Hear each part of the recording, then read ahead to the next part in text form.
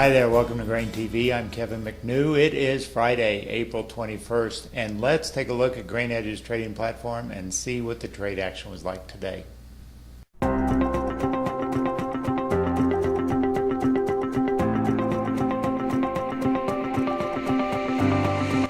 Friday morning started like every other trade day this week as wheat was feeling downside pressure and soybeans were trying to hang on to gains. But the opening bell found little reason to continue the buying in beans. By mid-session, the markets were languishing on the day's lows, with May wheat briefly touching contract lows at $4. The last hour of trade saw prices move higher, and it felt like a rally going into the close might happen with May option expiration on the settle. But the rally in the last 10 minutes faded, and on the close we had corn off 3/4, beans were up. Welcome back. Let's take a look at some of the news that was shaping the trade today. Let's start first of all with Stats Canada. They came out this morning before the morning break saying that wheat acres were only slightly less than last year's planting in Canada. They pegged the wheat crop there at 23.2 last year and this year at 23.18, so virtually unchanged. Meanwhile, on canola, they show a whopping 10% increase in acres, going from 20.4 to 22.4 million acres.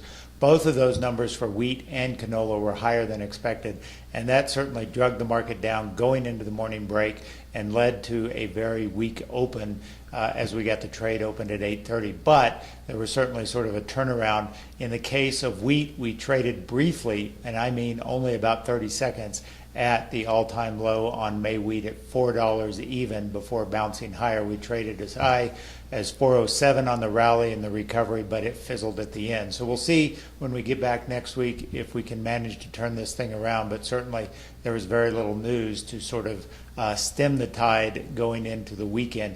There was some positive news out today. First of all, USDA had some flash sales for the first time in almost 2 weeks.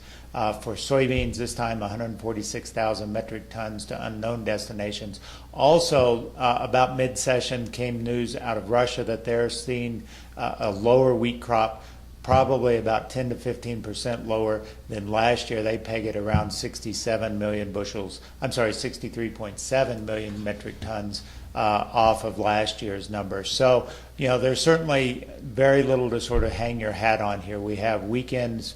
The weekend rain system that's going to be plentiful throughout the Midwest. But as we get into the first part of May, the activity is supposed to diminish. We're supposed to see drier conditions, which should favor planting of corn as we turn the calendar to May. Let's take a look at basis activity. We've been talking about this for the better part of 2 weeks. Keep in mind, the end of Friday, or the end of next week on Friday, will be first notice day for the May contracts. That means we're getting close to needing to converge on basis levels. And we've been talking about soybeans in particular, where river terminals have been at a steep discount to par delivery for basis when we get to first notice day. And so we expected, as we said back on April 7th, we expected a fairly good recovery in soybean basis along those river terminals. And if you look at the map here, this week's number, on average for river terminals, it was up about 5 cents. On average over the broader region around the river, up about 3 cents. Certainly a good basis jump we've seen over the last 2 weeks. If you look at the chart here that we've been following, you can see in blue the river terminals have been boosting their basis up 10 cents in that 2 week time period, with more room to go with 1 week left until first notice day. So that is probably one thing we can hang our hat on here if you're a farmer looking to market grain here, that we may see some fairly solid basis improvements yet to come in the next week heading into first notice day. In the case of corn, when we look at river basis, it is not near as disparaging versus where it needs to be for first notice day delivery. You can see we did move up a little bit this week, but not near the level we've seen in beans, and not needing to move as high as beans needs to move here in the coming weeks. So corn probably going to stay flat to maybe slightly higher, where the upside potential really remains in the bean market as we get into first notice day. That's all we've got for today on Grain TV. As always, if you'd like to learn more about how we can help you, not only in grain marketing with lowering your commission to $7 trades, but giving you this cash market intelligence every day in your email, 4,400 markets we're collecting every day to help you find those best cash market opportunities, all for only $7 trades. Take a look at us on grainhedge.com. Have a great weekend. We will talk to you on Monday.